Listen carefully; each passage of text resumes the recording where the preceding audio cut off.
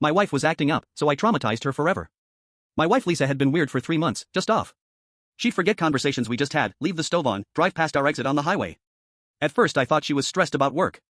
She's a nurse and those shifts are brutal, 12 hours on her feet dealing with people's worst days. She started doing this thing where she'd ask me the same question 5 times in one day. What time is your dentist appointment? I tell her 2 p.m. An hour later, she'd ask again. I started getting annoyed. We've been married 11 years. This wasn't like her. One night in July, she burned dinner. Not just overcooked, burned black. The smoke alarm went off and everything. She just stood there staring at the pan like she'd never seen it before. I had to pull her away from the stove. That's when I got scared. I made her a doctor's appointment. She refused to go, said she was fine, just tired, just stressed, just getting old at 36. I knew something was wrong. So I did something I'm not proud of. I lied to her, told her we were going to Target. She loves Target, wanders those aisles for hours looking at throw pillows and candles. Instead, I drove her to the emergency room at her own hospital. She figured it out in the parking lot, lost it, started crying, yelling at me, saying I was overreacting, saying I was controlling, saying she was fine. I'm not a big guy, never played football or anything, but I'm bigger than her. So I just held her hand and walked her inside. Was so mad she wouldn't even look at me. Her coworker, Amy, was at the front desk, took one look at us and knew something was up. Got us into a room fast. The doctor did some basic tests, asked Lisa questions. Where are we? What year is it? Who's the president? She got them all right. See, she said to me, I'm fine. Then the doctor asked her what she ate for breakfast that morning. She went quiet, looked at me, looked at the doctor. I don't remember. The doctor asked what she did yesterday, blank stare. Asked her what month it was. Lisa said March. It was July. They admitted her that night, ran every test they could think of, CT scan, MRI, blood work, everything. I sat in that waiting room for 6 hours, texted her mom, texted her sister. Nobody knew what to say. Finally, a doctor came out. Young guy looked exhausted. Your wife has a brain tumor.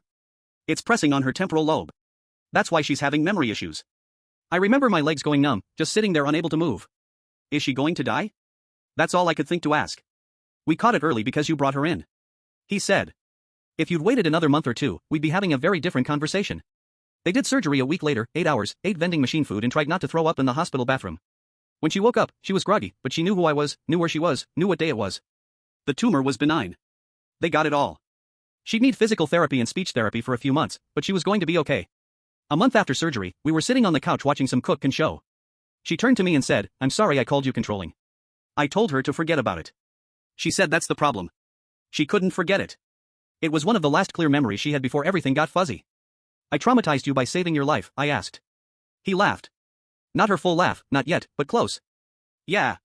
You dragged me to the ear like I was a kid throwing a tantrum in front of Amy. I'll never live that down.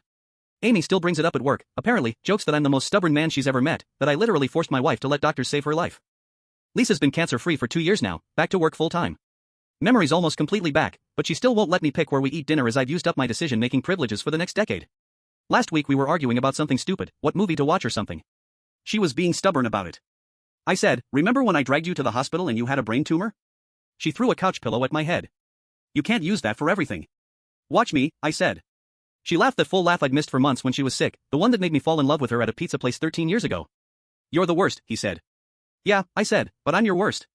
She rolled her eyes, but she was smiling. Put on the movie she wanted. Sometimes being married means knowing when your wife is acting up because something's actually wrong, even when she doesn't know it yet. I got lucky. We got lucky. But I'll never forget those 3 months of watching her disappear a little bit every day. And I'll never stop being grateful that I was stubborn enough to do something about it, even if it means she's going to hold it over my head for the rest of our lives.